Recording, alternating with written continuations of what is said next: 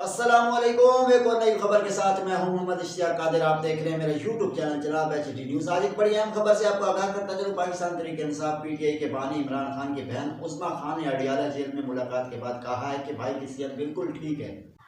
4 नवंबर के बाद आज सिर्फ उस्मा खान बानी PTI से मुलाकात की, जबकि इनकी दीगर बहनें लीमा खान और नौरीन नियाजी को मुलाकात की इजाज़त नहीं मिली।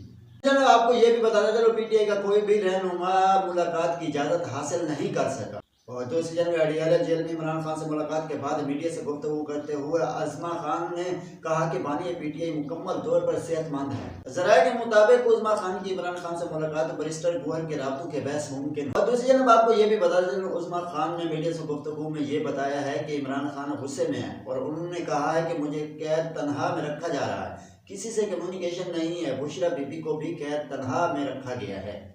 उस्मा खान के मुताबिक बार कौंसलरों के इंतखाबात के लिए हामिद खान और सलमान अकरम राजा को उम्मीदवार चुने गए हैं। कहा है कि पार्टी के लिए हिदायत है कि पार्लियामेंट और सेनेट में एहतजाज करें। सुहेल अफरीदी को मुकम्मल सपोर्ट हासिल है। बानी PTI ने NDU तकरीब में पार्टी लीडरों की शिरकत पर मायूसी का इजहार भी किया है।